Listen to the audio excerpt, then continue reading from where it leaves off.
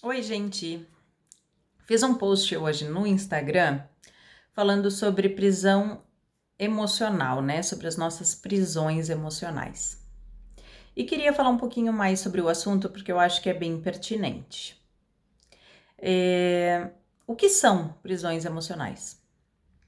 Como o próprio termo já traz, a prisão é um lugar pequeno, sem muitos recursos, onde a gente está ali para ser punido, correto? Esse é mais ou menos o sentido da palavra prisão. Só que nesse caso a gente está falando sobre a prisão de emoções, de sentimentos, de sensações e de possibilidades. A gente está falando sobre tentar caber num lugar pequeno através de dor, sofrimento, punição e frustração. A gente está falando de permanecer num lugar que não é um lugar positivo e ideal para nós, porém, um lugar onde a gente se acostumou, onde a gente se permite ficar. Porque sair dele é ir para um mundo desconhecido. Então a gente se mantém nele porque já aprendeu a lidar com aquele lugarzinho pequenininho, mesmo que ele nos traga tantos sentimentos negativos. Então, todos nós, em maior ou menor grau, temos prisões emocionais, certo? A gente tem, né, as nossas obscuridades, a gente tem os nossos pontos de desenvolvimento, a gente tem aqueles pontos que precisam ser curados. Alguns mais, porque ainda não caminharam tanto, outros menos, porque já caminharam um pouquinho mais nesse processo, mas isso é pertinente a todos nós. Mesmo que hoje a gente não veja as nossas prisões, elas existem, né? Então, às vezes, qual é a intenção dessa prisão? Vamos lá. O que são as prisões? Prisões emocionais. Lugares onde a gente não caberia, onde a gente não precisaria estar, mas a gente está ali porque está se punindo. Mas por que a gente quer se punir? Então, qual é a finalidade dessas prisões? Sempre, todo e qualquer comportamento que nós temos, mesmo que seja um comportamento muito nocivo, tem uma intenção positiva por trás dele. Então, essas prisões têm intenções positivas para nós por trás delas. Como assim? Quando você fica aprisionado emocionalmente em alguma situação, em algum rótulo, em algum modelo, em algum padrão, você está tentando evitar um mal maior, que seria uma rejeição, uma expulsão, solidão, inadequação, julgamento, fracasso.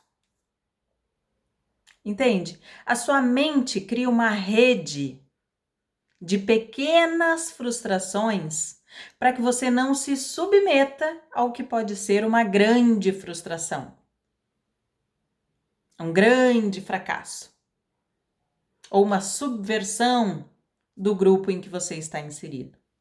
Porque a regra básica de todo ser humano é: você quer pertencer aos seus grupos, você tem a necessidade de pertencer a grupos, de se sentir igual, de se sentir fazendo parte. Isso é da condição humana. Nós não somos seres individuais, nós somos seres coletivos. A gente aprende através da troca, a gente se transforma através da troca.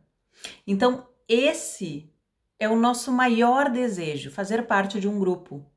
Então, muitas vezes a gente se aprisiona, a gente tenta caber num grupo, mesmo que não seja o grupo ideal para a gente, por medo de não pertencer a nenhum grupo. Por isso existem as prisões emocionais, né? E essa é a intenção positiva por trás delas. Ah, mas eu não quero mais ter prisões. De alguma forma, a gente vai sempre evoluir e descobrir que ainda existiam resquícios de uma prisão antiga ou uma nova prisão que ainda te mantém evitando olhar para determinados lugares. Faz parte, isso é normal. A gente não tem que brigar com as nossas dificuldades. Ao contrário, a gente precisa compreendê-las para poder superá-las. A briga, o enfrentamento, a exclusão não são positivas, porque a gente demora mais tempo para sair dela, porque fica nessa guerra. A gente não precisa fazer guerra. A intenção desse nosso comportamento, dessa nossa prisão emocional, ela é positiva de alguma maneira, entende? Ela tenta nos preservar de falir, de um fracasso muito grande, da rejeição, que é um dos maiores medos do ser humano, de não ser acolhida por pessoas que a gente ama e que nos ama. Então, a gente acaba criando ferramentas para tentar evitar esse tipo de dor, que para nós seria muito maior, né? Mas não necessariamente essa dor vai acontecer. A gente ainda não sabe se ela vai acontecer ou não. Na maioria das vezes, ela só existe dentro de nós, né? Ela representa os nossos medos. Mas quando a gente se expõe, quando a gente tenta sair dessa prisão, a gente vê que é muito melhor do que o que a gente imaginava. Aquilo que a gente tinha dentro de nós, aquele receio, ele não se confirma. Ao contrário, o que se confirma é uma realidade muito mais potente. Mas como a gente não sabe, como a gente desconhece, a gente tem medo. Faz sentido? A gente não sabe o que está por vir. Então a gente tem medo.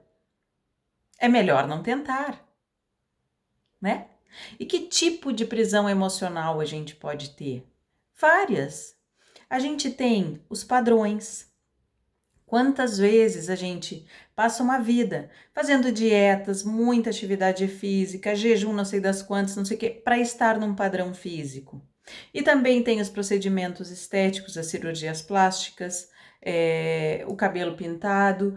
Tem uma série de prisões estéticas que a gente nem se dá conta, que a gente acha que é obrigatório cumprir aquele protocolo, e não se dá conta de que aquilo para a gente pode ser uma prisão, né? Tem também as falsas verdades. O que são as nossas falsas verdades? As crenças limitantes que nós temos. Toda vez que você se repete que você não pode, que você não consegue, que você não é capaz, que isso não é para você, que você não vai se expor ao ridículo, você está se limitando a algo que você nem sabe se é verdade ou não. Você está desistindo de tentar por medo do que virá. Você está desistindo de descobrir se realmente aquilo seria bom ou ruim. Você já fica com o ruim, você já fica com o menos, para não correr o risco de se expor. Certo? As nossas crenças limitantes, esse nome que já está taxado, já está banalizado, todo mundo fala, todo mundo conhece hoje crença limitante, tudo bem. Mas isso é importante, gente, porque nós estamos lotados delas. Toda vez que você pensa em fazer uma viagem muito legal e automaticamente vem aquele pensamento assim, não, isso não é para mim. Isso é querer sonhar demais. Eu jamais vou conseguir isso. Você nem tentou, você não sabe se você vai conseguir ou não. Mas por medo do fracasso, que é 50% do que pode acontecer com você, os outros 50% é sucesso, você nem tenta. Você não se joga, você não vai. Você mesmo se coloca dentro da cela, puxa a grade e tranca o cadeado. Não foi ninguém que fez isso por você. As pessoas podem até ter te sugerido que fizesse isso, Mas todos os dias, quando você se repete essas coisas, quando você se mantém no padrão, é você que está entrando na cela, puxando a grade e trancando o cadeado. Ninguém está fazendo isso por você. Então, quando a gente fala de prisões emocionais, a gente fala disso. A gente fala de se manter preso por medo de... Esse aqui é o ponto. Ah, mas como sair disso? Começando pelo começo. Você já conhece alguma prisão emocional sua? Você já conhece algum padrão que você está seguindo e que não pertence a você? Você já identifica alguma crença limitante que você tem e que você queira superar? Então, comece por uma das suas prisões. Não mexa em tudo de uma vez. Esse é um processo, gente. Não é mágica, é continuidade. Faça um pouco a cada dia e a mágica acontece.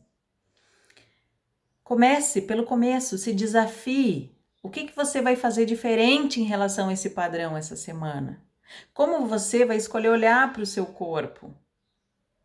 Que referências semelhantes a você vai buscar?